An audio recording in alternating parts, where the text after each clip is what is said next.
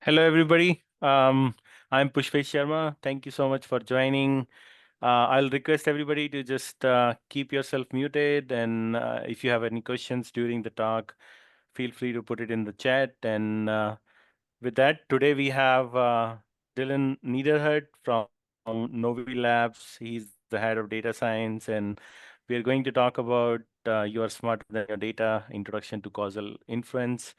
And I'm very excited about this topic, and I've heard a lot about it, so it'll be nice to finally hear from Dillon. And I think we do request that if you have any feedback, any recommendation for us about this webinar, and also for some future webinars, please let us know.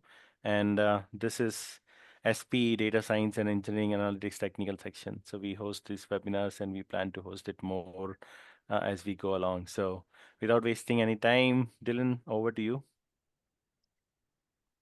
Awesome. Thank you so much. I really appreciate the opportunity to be here and talk to you all today. It's fun. I see some familiar names in the participants list. As Pushpa said, there's a lot of you on the call today. And so while I might normally prefer to do this in more of an interactive way, we will ask that you hold your questions until the end. And then also this is being recorded. So if you don't want yourself put on YouTube, on the internet in perpetuity, you might want to make sure that you stay muted and that your camera's off. So what we're here to talk about today is causal inference, which has been around for about 50 years now, depending on when you start counting. It has gotten more and more popular recently as people have been really investigating rigorous methodology for attributing outcomes to individual attributes or individual features in your data. And I'd like to get started here just by talking about why we care about this and who we are and what we do. So I work at a company called Novi on the data science team there. And what we build is a vertical platform for making smarter decisions about oil and gas investments and development. And this is everywhere from the individual contributors who might be using our data or using our analytics platform, all the way to the VP level where people might be reading our research reports to see how we think about valuing companies or valuing acreage, or how we think about forecasting the future supply of oil in the lower 48. If you haven't heard about us, you can check us out on the website. We've got a great series of blog posts we've been writing. And then, of course, we post things on LinkedIn, a lot of maybe somewhat controversial memes, but also a lot of really good content on developments that we see in unconventionals in the lower 48. And about me, so my name is Dillon. My last name is Niederhut. It's got a lot of letters in it, which sometimes scares people. It's just pronounced like my hut is neater than your hut. I have Niederhut. I'm someone who's been involved in the scientific Python community for quite some time. So I used to be one of the organizers of my favorite conference in the world. It's a conference called SciPy. If you haven't been, I very strongly encourage you to attend if you're doing anything at the intersection of software development and more sort of scientific engineering disciplines. I used to be an anthropologist way back in the day. This is what my PhD is in. It's not the kind of anthropology that you're thinking of. So I wasn't, sitting around recording stories at a campfire. What I was doing was MRI on non-human mammals, in particular marine mammals. So if you want to hear about all the difficulties of doing MRI on a whale, for example, you can ask me about that. Maybe not during this webinar, maybe some other time. So what we're talking about today is like a little hard because we only have an hour, and what we're going to be talking about or trying to provide an introduction to would be an entire graduate level methods class, just for the introduction. So I'm not going to pretend that we will do anything in any serious kind of depth, but my goal for this talk is to take people who maybe are sort of interested in data science a little bit, but their principal field is something else, or people who've been working in data science and modeling for quite some time, but their focus has been on sort of other kinds of applications and they're not used to causal inference, to give you a grounding in sort of the motivation and the basics and the theories and philosophies behind it. It is kind of a different way of thinking about things. And so we're going to show you some notation and it's going to feel a little bit weird, but hopefully we'll ground your intuition in some like real simple examples that'll help you understand why this is such a problem and why the current set of sort of deep learning models, for example, are not well prepared to handle these kinds of tasks. So we'll start this webinar today by talking about why do we even care about this? Why is this important? What are the impacts of this? Then we'll go into the theoretical background of why we can't use the current set of modeling approaches. We need to reach for a different set of tools.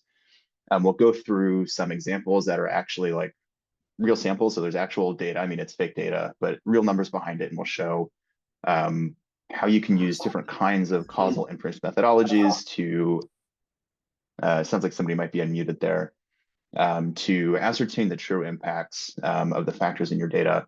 And then we'll close with some high-level discussion of how we're using this at Novi Labs that you might find interesting. So I'd like to start with some recent news stories, and I guess it's not super recent. If you've been reading the news in the last 40 years or so, you've probably seen some story about how a glass of red wine a day lowers the risk of heart disease, or moderate drinkers have longer life expectancy than people who abstain from drinking entirely.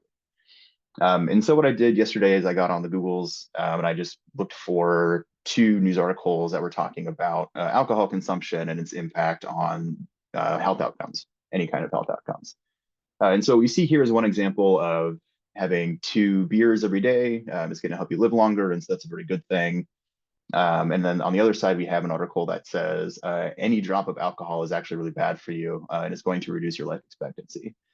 And these are 2 news articles that were published in the exact same year. So these are both from 2018. Now, I'm not bringing this up to pick on NPR specifically or journalism in particular, and not even about the study of alcohol. So again, if you've been reading the news, you've seen stories about does eating dark chocolate reduce your risk of inflammatory diseases? Or does doing the keto diet help you lose weight better than doing, I don't know, the Mediterranean diet or whatever the current fad is? And we see this sort of broadly, and it's not the fault of the news journalists. This is an issue with the actual scientists conducting these studies, right? So it's not like NPR is taking some result that gets published, completely turning it upside down and telling us something that's incorrect. This is the scientist saying like, hey, I'm trying to broaden the awareness of the importance of my work. And so here's my little news packet for what we found. And a lot of those times we get completely different answers. So this is scientists disagreeing with scientists in a way that's been going on for a really long time. Now, I like the alcohol example in particular. It's a little bit morbid, but it has a really interesting data point here, which is a series of meta-analyses that were done over the last couple of years, looking at, I think it was a couple hundred different studies that are trying to analyze the impact of alcohol consumption on, again, various kinds of health outcomes. So maybe it's increased cancer risk, maybe it's a decrease of longevity.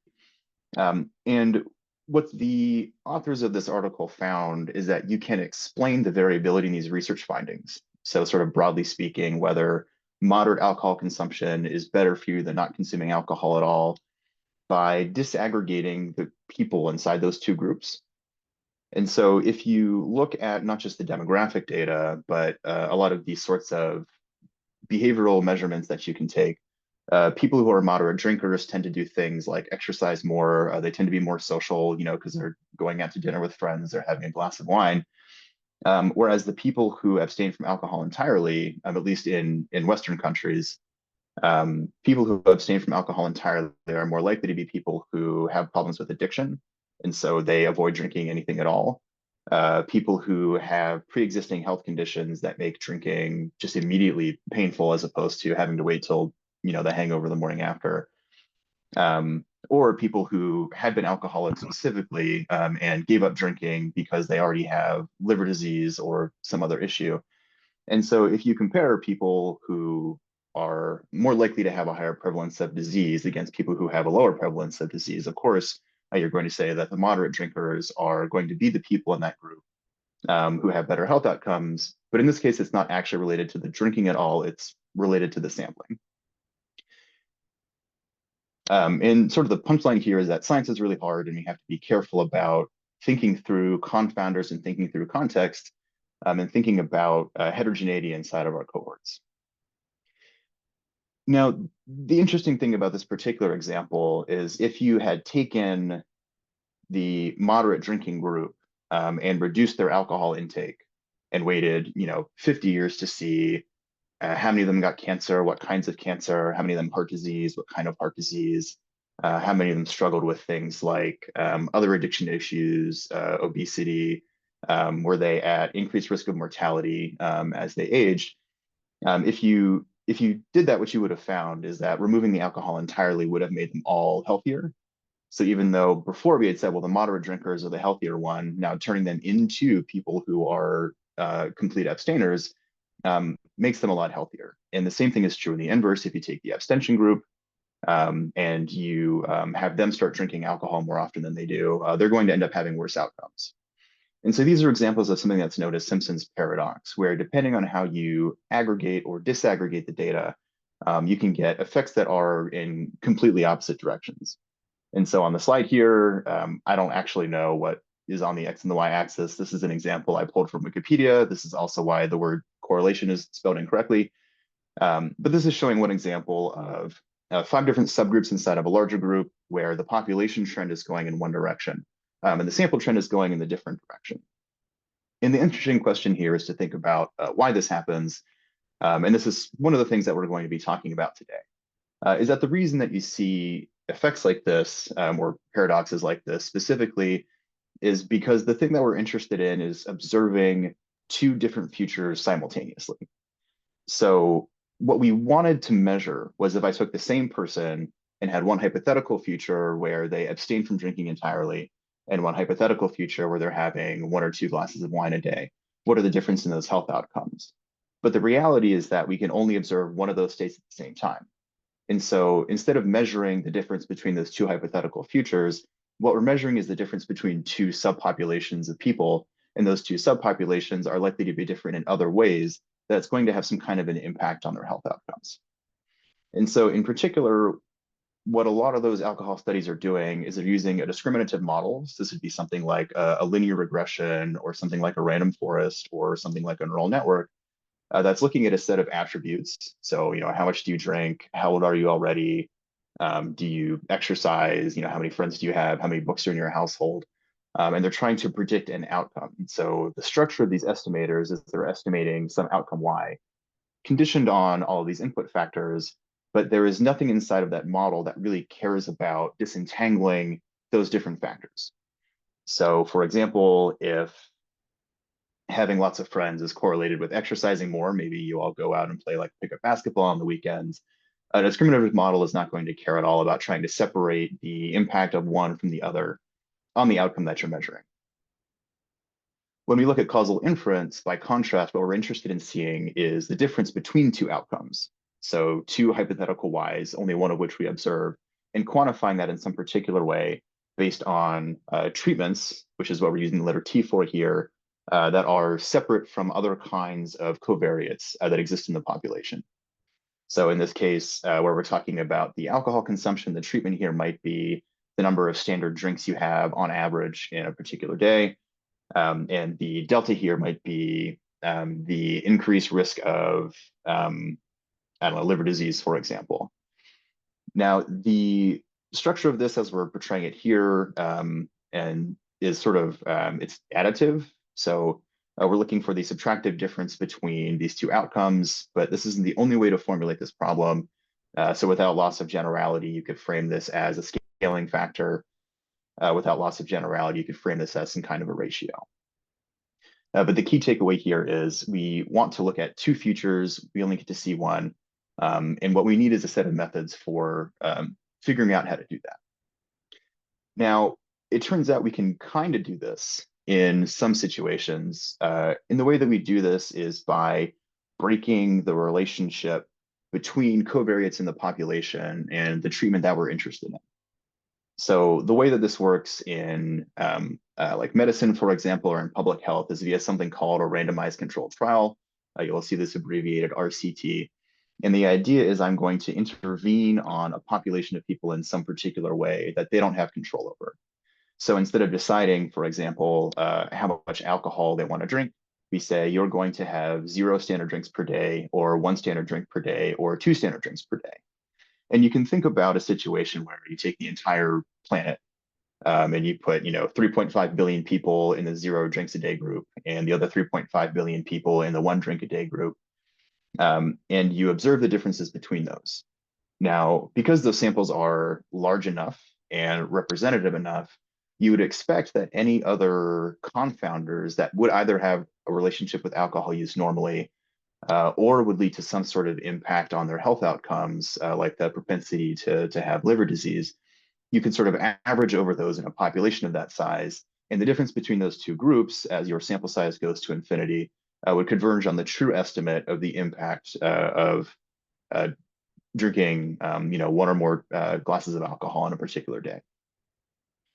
Now, of course, we cannot actually do this. In this case, that would be like sort of evil, right? So we don't want to force people to put toxic substances in their body, especially toxic substances which can cause other sorts of undesirable behavior. That's something that people have to opt into. They have to consent to this, right? But there are other situations where even if something isn't ethically or morally incorrect, it's otherwise infeasible. And so, for example, you might really want to study how giving everyone $1 billion improves their health outcomes, and that's just not something you can afford. And so that's not a study that you could ever actually do. This shows up a lot in business use cases where businesses, of course, are interested in maximizing productivity, maximizing profits, making best use of their resources. They might be less interested in conducting a truly randomized trial that's going to cost them a lot of money.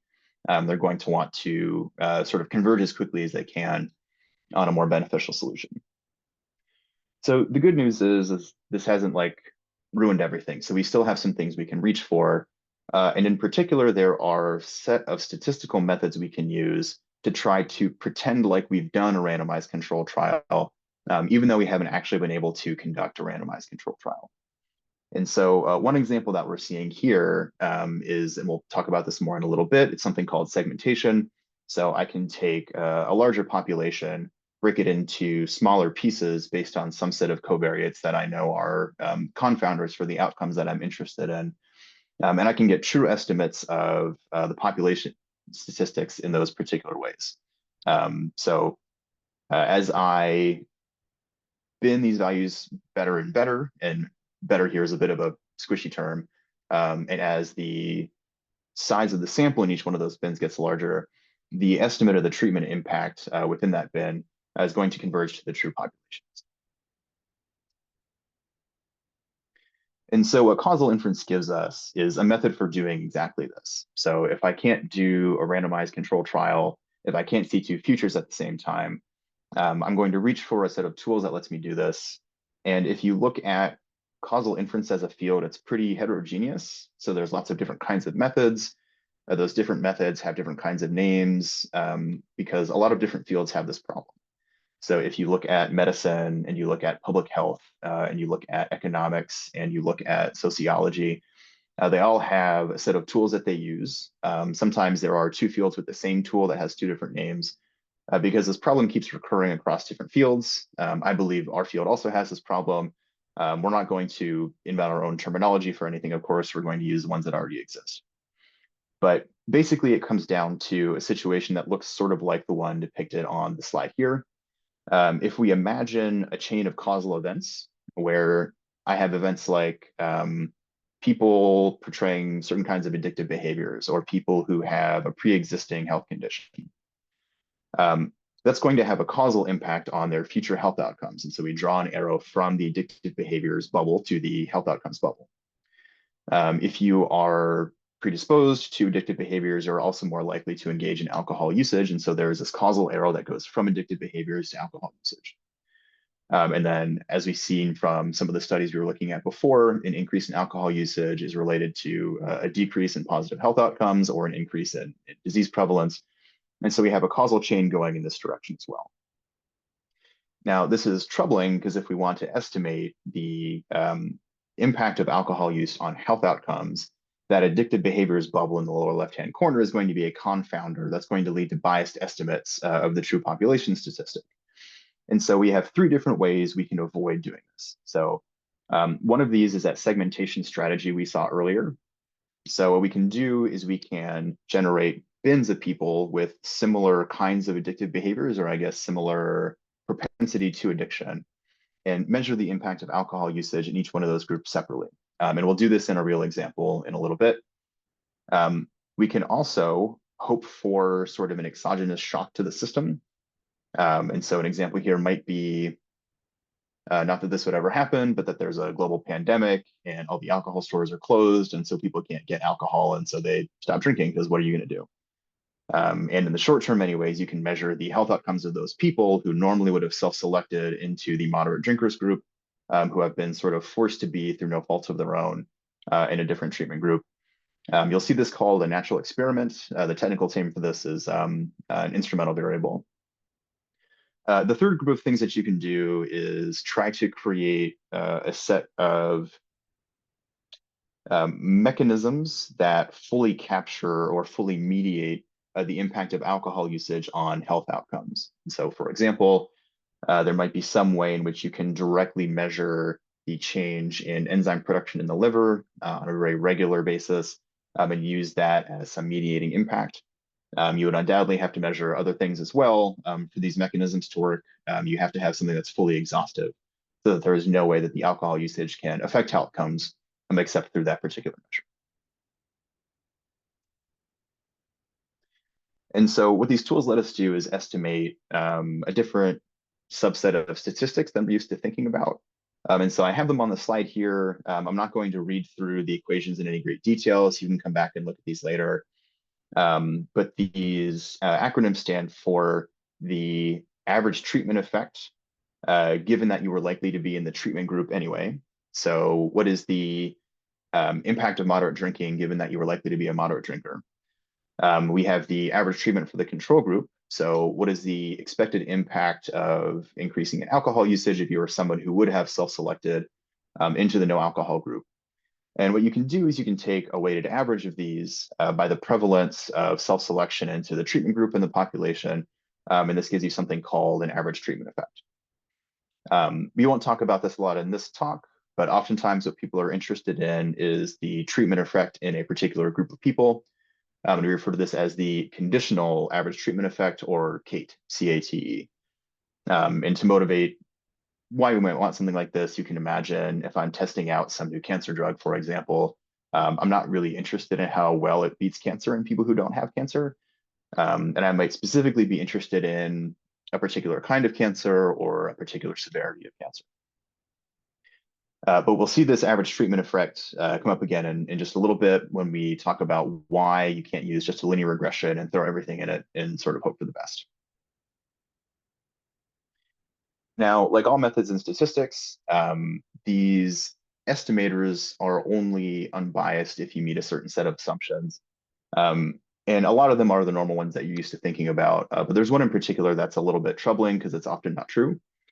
And this is called the stability under treatment values. And so the idea here is that I don't want to be in a situation where the assignment of one person or the self-selection of one person into a treatment group affects the impact or the magnitude of the treatment on other people that are receiving the treatment. So the most common example of this is in social networks. So if I intervene on a group of people and have them start exercising, they are likely to pass on those behaviors to their friends. So maybe they invite their friends to come running with them. Maybe they invite their friends to play tennis. And so if I later come and try to get their friends to also exercise more, they're already exercising a moderate amount. And so the treatment impact there is going to be reduced. Another place you see this is in situations where you have some competition for a finite resource or some cap on demand. And the prototypical example here has to do with the decreasing or diminishing return to value on a college degree. So if you look at the expected increase in earnings from having a bachelor's degree from 1970, it's been sort of decreasing over time. There are competing explanations for this. I will not weigh in on which one I think is correct, but one of the potential explanations is that we have produced more bachelor's degrees than we have jobs that require bachelor's degrees. And so sort of the premium for having one has gone down over time because we have sort of a supply glut relative to demand. The other thing we have to worry about is that when we're thinking about the causal systems in our own heads, that we're thinking about the chain of impacts the right way. So sometimes this is really easy because you know event A occurs before event B, and so it's not possible for event B to cause event A, right? So we don't have time machines. This is the whole reason that we were talking about this in the first place. But obviously, if you have something where you observe two variables simultaneously, now you're going to have to use sort of your own judgment. You're going to have to know the research well enough to know which direction the chain of causality goes in. This is not something you can infer directly from the data a lot of the time. So there are a set of methods called causal discovery that attempt to do this. We're not going to talk about those in this talk. But ideally, you have in your head sort of already a model for how the world works and what you're doing. That means you're going to take some data that you have and you're going to fit it to that model of how the world works. And this is sort of where the title of the talk comes from. There's a quote from Yuta Pearl I really like, where he says, "This scares a lot of people, but if you're not smarter than your data, then you shouldn't be doing this in the first place." And luckily for us, we are all smarter than the data that we collect. So what I'd like to do is walk through a fake real example of what some of these methods look like. And to motivate this, we're going to be looking at an instantiation in numerics of this particular causal graph here. So this is a very simplified view of how an unconventional well ends up producing oil. I know that a lot of you might not work in unconventionals, but hopefully this is high level enough that we don't need to actually talk about how these wells operate or how they produce oil. But we're going to live in a world where we have two geological features we care about. So one is the porosity of the rock that we are attempting to drain. And the second variable here is the fraction of those pore spaces that are filled with water as opposed to a hydrocarbon that we might care about. We're going to pretend that the fracture network that we generate is entirely determined by the amount of proppant that we use to complete the well. This is, of course, obviously a gross simplification, but it'll make the math easier for us. These three things all together are going to combine to influence the amount of hydrocarbons that the well is in contact with. And there's going to be a pretty direct relationship between the amount of oil we've contacted and the amount of oil we eventually produce out of the top of the well, which again is also a gross oversimplification. All models are wrong. Hopefully this one is useful enough to motivate a couple simple examples. And so what we have here is a world where operators are not choosing the amount of proppant they pump into a well randomly. So we saw in the graph before that both the water saturation and porosity are impacting the decision for how much sand to use to complete these particular wells. And so this is what we're seeing in this particular plot here. And this is just to give you a sense of what these data look like. On the x-axis here, we have the measurements of porosity. On the y-axis, the water saturation. This is like a very good coverage plot. If you've seen real world data, of course, it does not look like this at all. And we can sort of think in our heads that, well, if I have high porosity and low water saturation, this is probably a good part of the basin. So I'm going to be using more proppant to complete these wells. If I have low porosity and most of the pores are filled with water, this might be a less productive part of the basin. And so I'm going to use less proppant to complete those wells, save myself some money.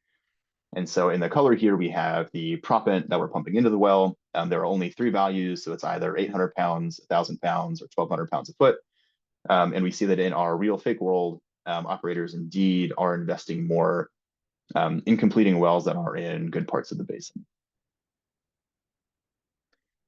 Now, because this is a contrived case and we made up all the numbers ourselves, we know in advance the kinds of treatment estimates that we should be expecting to see. And so, for example, we can measure the individual level treatment impacts for each one of the fake wells that we've created. There are 1,000 in this particular example. And we can say in the sort of poorer areas of the basement, we see a reduced impact of proppant. So as I pump additional sand, maybe for every 100 pounds I pump, I get another 0.7 barrels per foot of oil. In the really nice parts of the basin, for every more 100 pounds of sand I pump, maybe I get an additional 2.5 barrels of oil per foot. And the average treatment effect, which is the weighted average over all the wells I have in the basin, which in this case, it looked like they're mostly tier 2 wells, is anchored pretty strongly actually on the tier 2 value. And that right here is about 1.4. So we can keep that number in our minds as we go through the examples.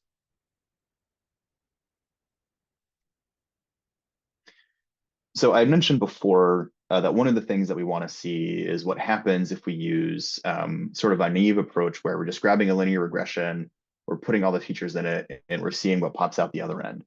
So what we have here is a multivariate linear regression where we are predicting the oil per foot we're producing. That's what's on the y-axis. What's going into that regression model is the amount of proppant, the porosity, and the water saturation.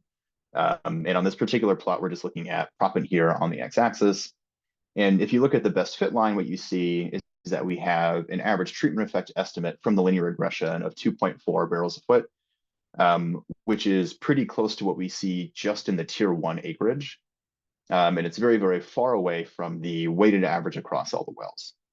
And so in this particular case, if we do the naive thing, if we do not reach for a causal inference tool to estimate the true impact of proppant, we are overestimating it by almost a factor of 2. And sort of the converse of this is that we are underestimating the impact of the quality of the acreage we have on the amount of oil that the well is ultimately producing. Now, the reason this happens, and I want to talk about this in like a little bit of detail, so we're going to hang out on the slide for just a second here, is that, again, what we want to measure is this average treatment effect, which is the difference between these two hypothetical futures. What this naive model is doing is it's looking at my expected production, given that I received 1,200 pounds of proppant, and I'm comparing it to my expected production, given that I have received only 1,000 pounds of proppant, or given that I have received only 800 pounds of proppant. The notation here, to keep things simple, is the notation for a binary treatment, which is not what we're using in our examples, but hopefully you can follow along anyway. Now, we can translate just algebraically what that naive estimator is doing into something that looks a little bit more like that treatment estimator. So what we see here, that expectation over delta, that's going to be my average treatment estimate, and we see 2 additional terms that come after it.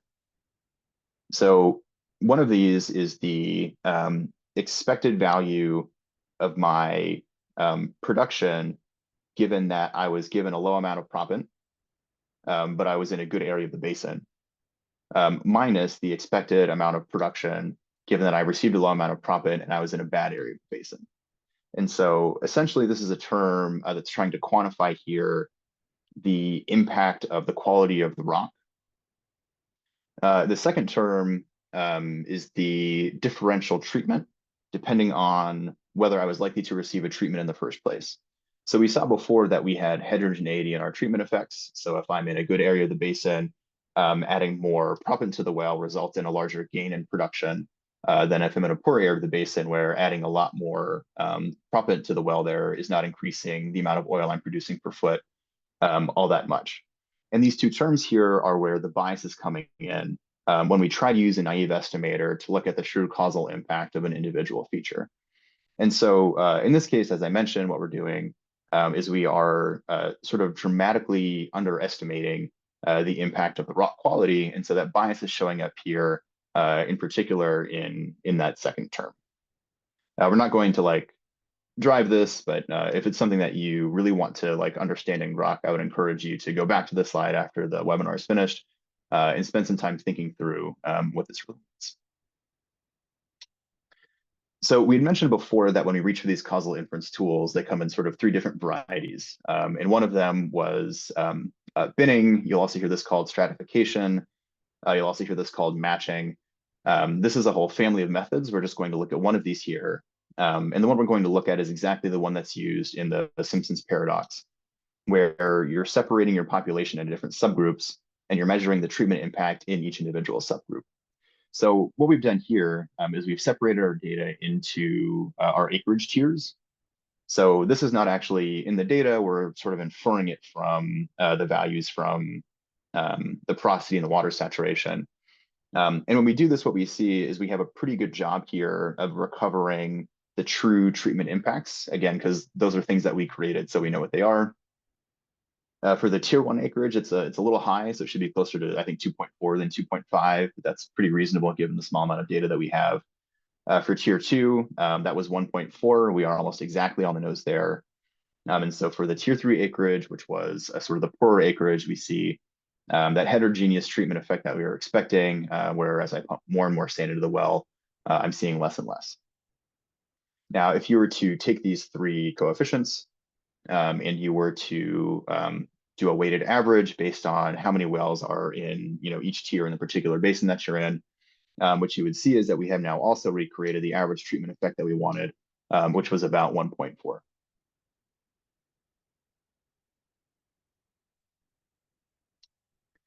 So another thing that we can do is we can hope for a natural experiment. So we might imagine a situation where we face some sort of supply constraint. So maybe there is a strike at one of the factories that is producing sand for the operators in our particular basin. Maybe the roads are flooded and it's really hard to get trucks through. There is something that is artificially limiting the amount of profit that I'm producing, but, and this is very important, it is not changing anything about the other variables that are in this model. So it's doing nothing to the like porosity or the water saturation, for example, which given the particular case study we're talking about feels very obvious. The less obvious thing is this would need to be some sort of constraint that's also not impacting the actual production. So it would need to be something that is not impacting takeaway capacity, for example, and causing me to sort of choke back my wells. And so in this case, what we can do is we can do a simple regression just on this particular feature, so something called an instrument. So in this case, we're operationalizing this as a binary impact. So there's the time before the supply shock, and there is the time after the supply shock. And so like a 0 and a 1. And so we put this into a model, and the coefficient that pops out, so about 1.5 additional barrels per foot per 100 pounds of proppant induced, gives you a pretty good estimate of the average treatment effect that we were expecting based on the way that we had set up this experiment. Now, it's not the case that you can always hope for these kinds of natural experiments, so it's a little more opportunistic than other methods you might employ. But for example, if you were someone who is interested in the impact of soak time on a well's production, you might think about using the natural experiment of the pandemic, for example, when we had so many wells that were completed but not producing yet, as a way to get a handle on what that really might be.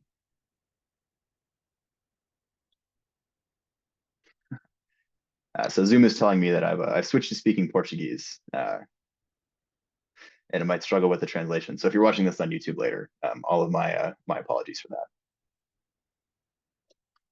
that. The third approach that we were talking about was you can try to model the actual intervening mechanism.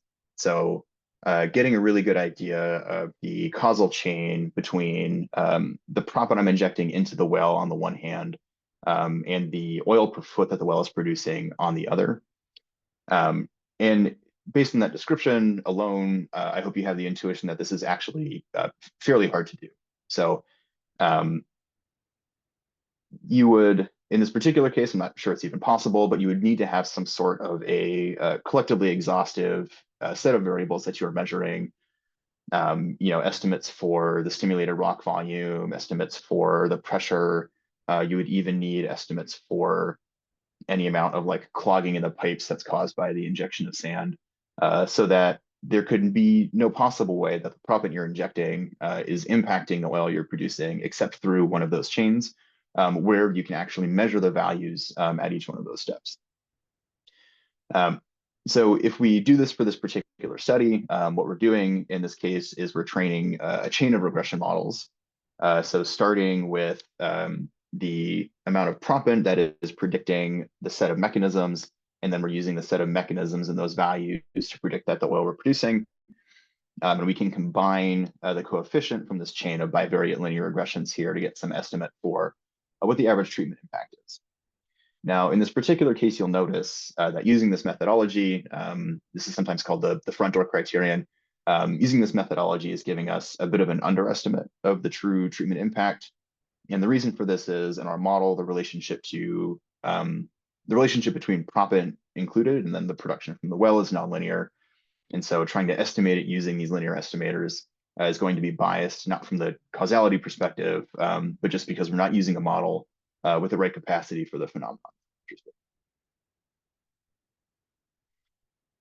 Now, what we saw there was the three sort of basic groups of causal inference methods. We looked at the absolute simplest example of each one, so the math would stay simple and we could talk about it. But there are much more complicated approaches. So for example, what's depicted on the slide here is from the generalized random forests paper. And so you can think about this as binning or stratification, but simultaneously across a very large number of variables that are all continuous. And so instead of having sort of hard cut bins, we have these weighted averages of things we're considering when we're estimating our own treatment effects. If you have ever done something like structural equation modeling, you can think about that as a very advanced form of the front door criterion that we were just looking at, where instead of just specifying the link between the treatment you're interested in and the differential outcome you're interested in, you're modeling the entire system with a series of equations.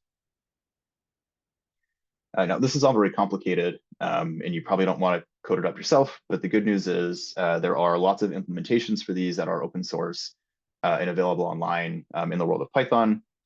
So the one example we're looking at here is a collection of packages called PyY, including EconoML, which used to be a project out of Microsoft Economics Group and now has joined the sort of PyY consortium.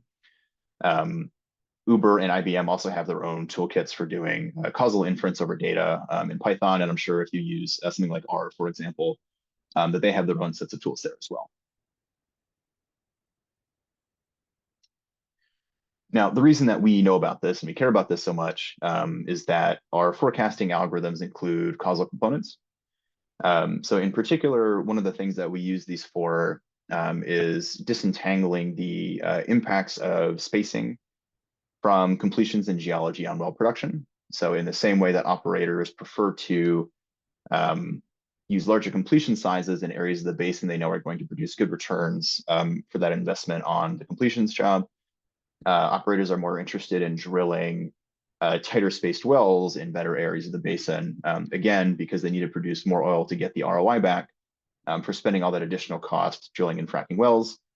And this can be pretty tricky to reason about, because this is one of those cases where we can't rely on the assumptions of causal inference necessarily.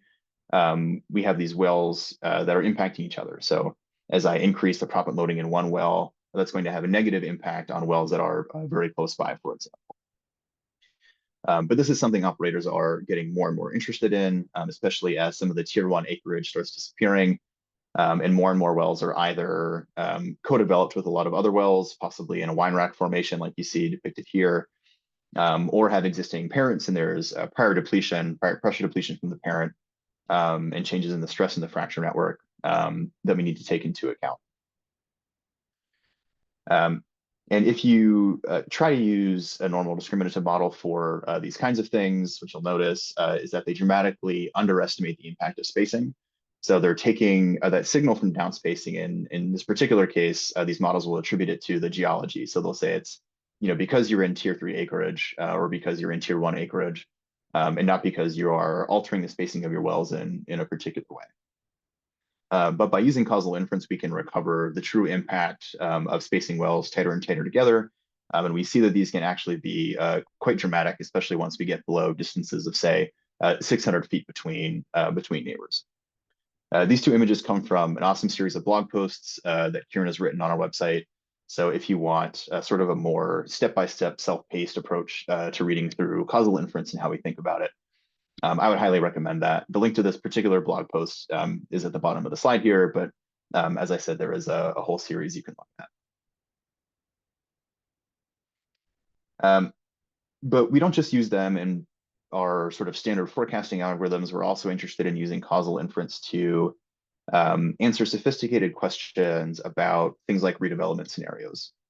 So some operators are getting increasingly interested in something called refracking, which is when you take an existing well, usually it's a well that was drilled, I don't know, say 7 to 15 years ago, and recompleting it. Maybe you put the stages in different places, but essentially you're trying to refracture the rock around that well.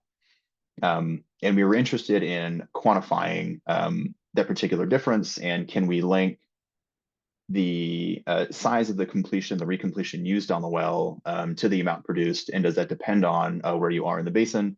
In this particular example, we're in the Williston Basin. And this is work done by Alex Sway. So this was published at ERTEC, I think 2 years ago. So if you have a OnePetro account, you can look this up there. And what we're doing here, you can think of as a different kind of binning. But in this case, the way we're doing the bins is with the exact same well. And we're sort of cheating a little bit because we are creating that other hypothetical future. So we have the true future here, which is the incremental production of the well after it's been recompleted. But then we also have a hypothetical future, which is the little white dots on the slide, the bottom of the slide on the left-hand side, what our forecasting algorithms think this well would have produced if no one had intervened on it. And so what you see on the right-hand side here in those little orange dots is our forecast for the incremental increase in the amount of production because of the refrac. So we're subtracting out here what the well would have produced, sort of if you had left it to itself, left it to its own devices. And as you might expect, the wells that are really good candidates for this are wells where the original completion size was very small or the stages were very far apart. The increase in production you see is not exactly linearly, but very strongly correlated with the size of the recompletion. So larger recompletion sizes lead to larger production from the recompleted well. But one of the things that's interesting is you see this also depends a lot on where you are in the basin. So areas of the Williston that are higher in clay content or higher in water saturation are going to be less good candidates for these refracturing events.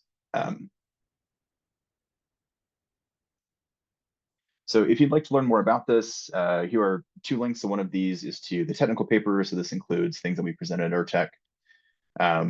The second link there is to our blog. I also have some book recommendations, which I thought I had placed on the desk before the call, but have somehow migrated off. So if you want sort of a less technical introduction to causal inference, something that's more high level, more easily readable, the one that I recommend is Yuta Pearl's book. The Book of Why in particular, he has a, there we go. He has a couple, but if you're someone who's more sort of on the managerial level and you just want to know how this works, that'd be my recommendation. If you are someone who is a practitioner, you're interested in using these tools and you want a good theoretical understanding, the textbook that I would recommend is this one, Counterfactuals and Causal Inference. I promise Zoom that this is not part of the background.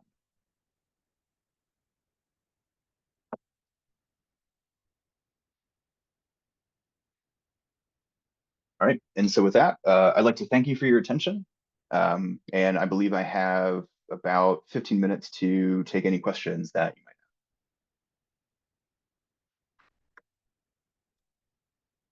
Thank you, Dillon. I think there was one question I saw in the chat is it's when you were initially presenting the theory behind causal inference, and the question is around segmentation implies that you know the confounding factor and you can measure them, but there may be some hidden and unknown factors. So how do you deal with that? Yes, yeah, that is absolutely true. And that is part of the challenge in using these kinds of methods. So there are some methods that are more robust than others to those kinds of confounders. So for example, if you are using something like an instrument, or if you're using something like a mechanistic interpretation, having additional confounders in the background of the treatment that you care about become less of a problem. But if you are, for example, trying to do that stratification method to block backdoor paths that are both impacting the treatment, both impacting self-selection into the treatment and also impacting the outcome, it is important to be able to sort of enumerate those. And I think the good news is that, or maybe it's also bad news. So the good news is that the more you can do, the better your estimates will get. So the closer approximation to the truth you'll have. But the bad news, of course, is in sort of an epistemic sense. We never really know if we've measured everything that we need to measure or if we've even measured it all correctly.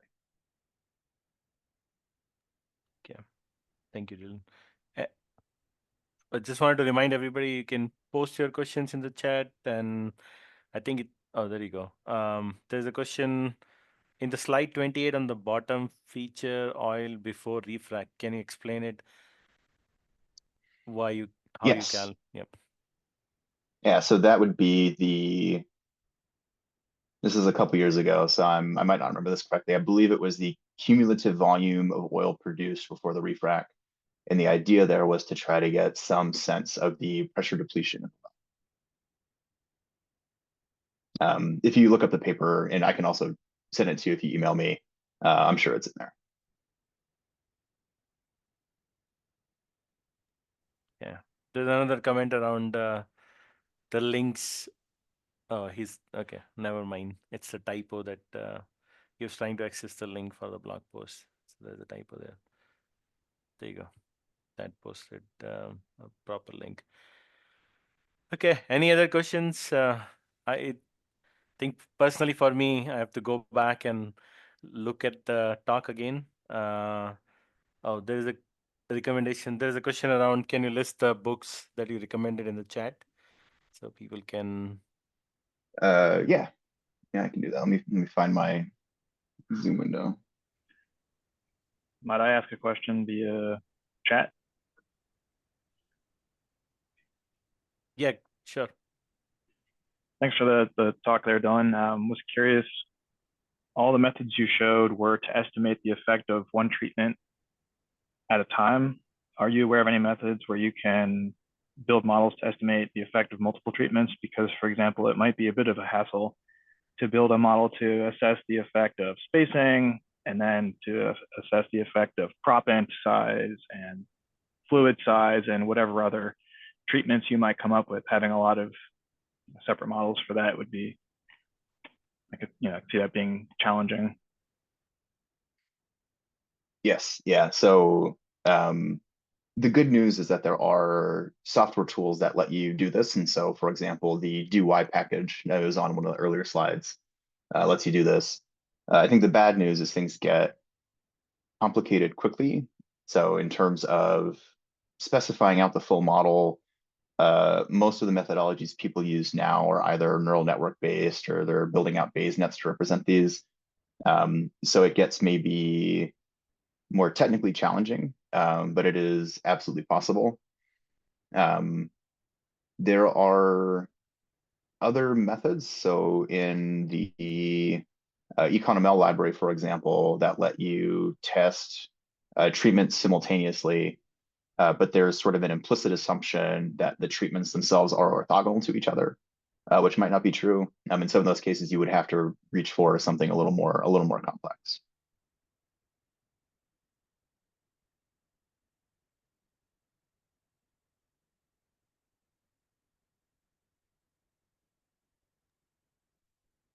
Yeah, we can take maybe one more questions if there's any.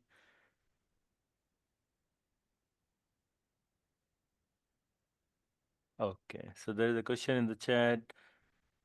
These methods tend to increase the feature importance of spacing parent-child features in feature ranking.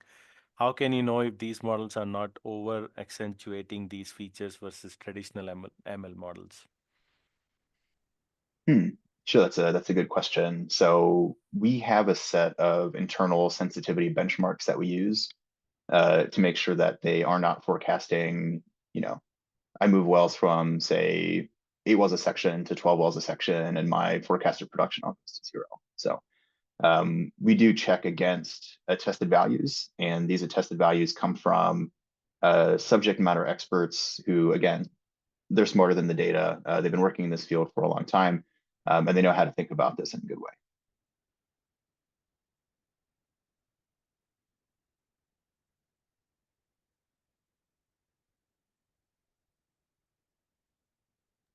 Okay, I think thank you so much, Dillon. And just wanted to remind everybody, please provide us feedback. I think we did have a survey, but if not, we'll post the recording on LinkedIn and YouTube also, so you can leave your comments there and let us know what you think about this talk and also what you want to hear in future. But once again, thank you so much, Dillon, for sharing a lot of interesting knowledge around causal inference. And um, with that, we can stop this meeting, and thank you once again, everybody.